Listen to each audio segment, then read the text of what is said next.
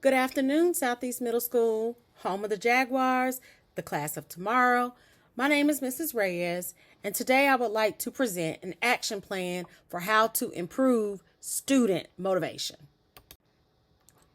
It is no secret that the drive, the motivational level of our students is lower than what it used to be.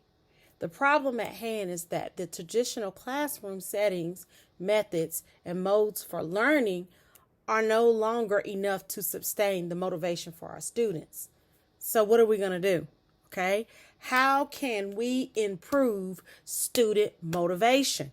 It is a huge issue that we can no longer ignore. It is the elephant in the room in most staff meetings and professional developments. What are we going to do?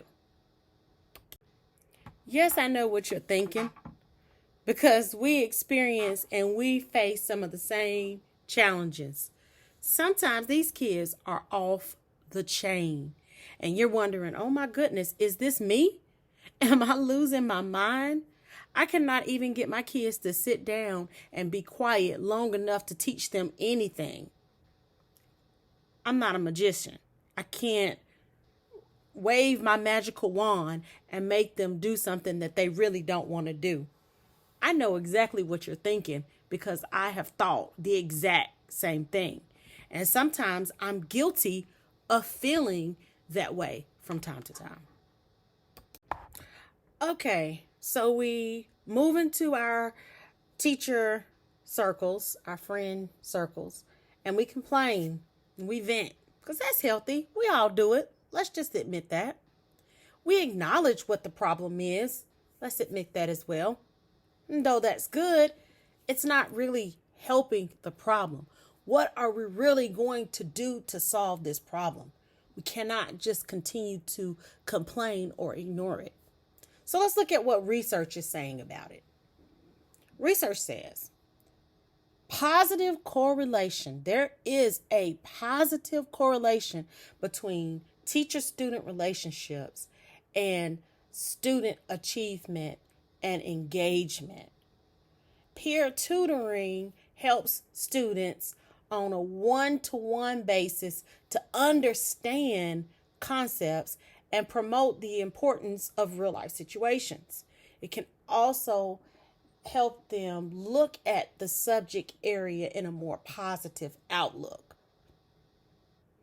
The flipped classroom approach, which, by the way, is when students can watch videos at home to learn the lesson and then come back to the classroom to do hands-on activities and to enrich that concept.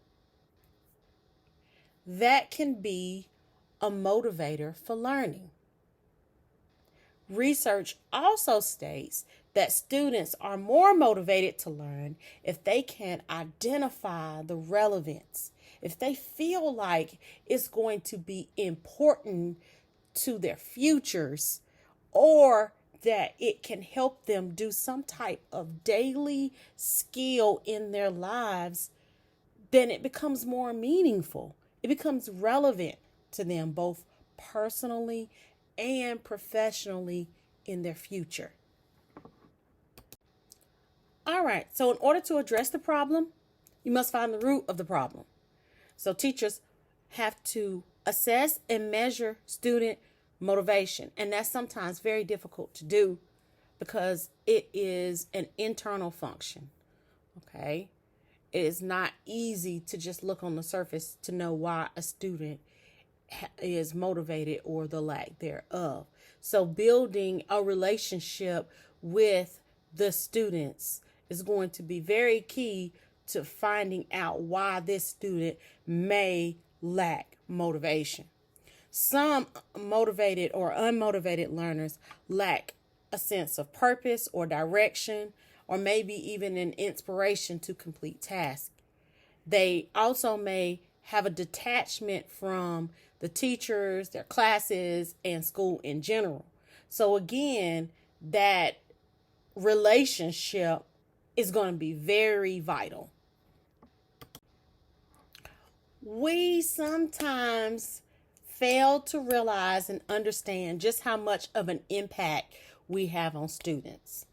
A teacher's enthusiasm, motivation, confidence directly affects that student's enthusiasm, motivation, and confidence in the subject that they teach. Our passion just automatically just oozes out of us, and they can feel that.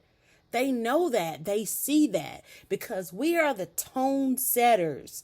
We set the atmosphere. Our voice and our attitude matters. So it's super important that we are energized and that we make that atmosphere positive and fun and free and loving so that our students feel secure in that learning environment. Okay, Ms. Reyes, so what are you asking us to do? What is the solution here? So I'm going to give you a series of steps, and they don't go in any particular order. We can work on these things simultaneously. Our first step is to energize the teachers and the staff. The SIT team and the PTA can come together and work on quarterly motivational workshops. And these workshops could include a motivational speaker or motivational video, some team building exercises, door prizes, awards, and recognition. We could do some fun superlatives. And I'm telling you, most importantly, we can eat. So if we get everything donated from PTA, or maybe do a potluck if there's not enough funding for PTA, we could do this for free. Step number 2. Our PLT leaders for each subject area could facilitate monthly discussions on ways that teachers could build healthy rapport with their students. There is a book entitled Relationship, Responsibility, and Regulation that is a very, very good resource for helping teachers establish or come up with different strategies on how to build a rapport with the students. The price of the book is $24. The total cost for purchasing the book for all teachers and staff members would be $864. I am proposing that we either write a grant for this amount or, if all possible, use Title I money. Step number 3, we can develop a peer tutoring program. The organizers of this group will consist of one teacher for each grade level. This team of teachers could reach out to surrounding colleges to find student volunteers interested in becoming a peer tutor. These students must highly be recommended by their professor. They could also be future teachers or positive role models who enjoy working with young people, or they want to seek community service hours. Step number 4. The curriculum coordinator could conduct a workshop or training sessions on how to create sliding grading scales or rubrics for grading. Sliding grading scales measures a student's growth versus the percentage that a student has correct. It gives the teachers more flexibility, and it promotes individualized instruction for the students. So its flexibility promotes critical thinking. Step number 5. The school will provide teachers with quarterly professional development and/or workshops on various teaching strategies that will pique student interest and motivate students to learn. So this is where teachers will gain more ideas on what types of things they can do in their classroom to pique the interest of the students and motivate them to learn in the subject area that they teach. Okay?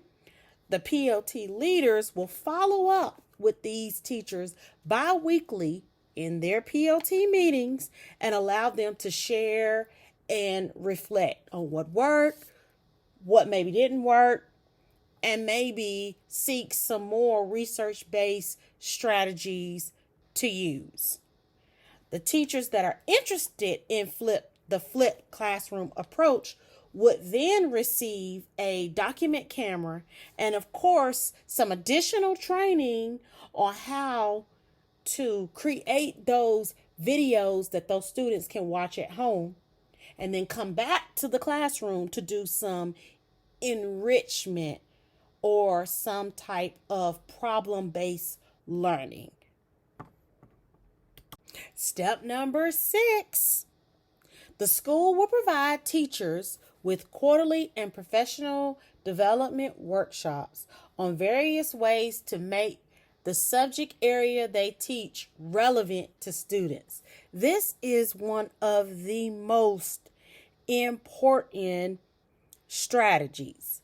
Finding ways to connect the subject that you teach to the lives of the students that you teach. The PLT leaders will again follow up with the teachers bi-weekly, giving them the opportunity to share and reflect on the strategies that they used, what worked, what didn't work, and what new strategies they are willing to try. Okay? As a realist, we know that we can't save everybody. Nonetheless, I became a teacher to reach, to teach, and to save as many as I can. I make it my life's work to plant seeds so that maybe they may not learn the math that I teach them. They may not remember the concepts, but they will gain some work ethics. They will gain some critical thinking strategies. They will be more motivated to take on some challenges and try. And they will leave my classroom with a better belief system in themselves, and that they will be able to motivate themselves and love themselves and challenge themselves to reach and do their absolute best. And that's really all that you can ask for. Because honestly, it's an amazing feeling when your students come back 5 and 10 years later and they're winning. Because you realize and you know that you're a part of that village that created that wonderful person. So let's work together and let's help them see their fullest potential. Because honestly, each of them have greatness within inside them. Thank you all so much for listening. I appreciate your time, and I don't take those things for granted. Thank you. This is my reference page. If you have any questions, please feel free to email me. My email address is in the top right corner.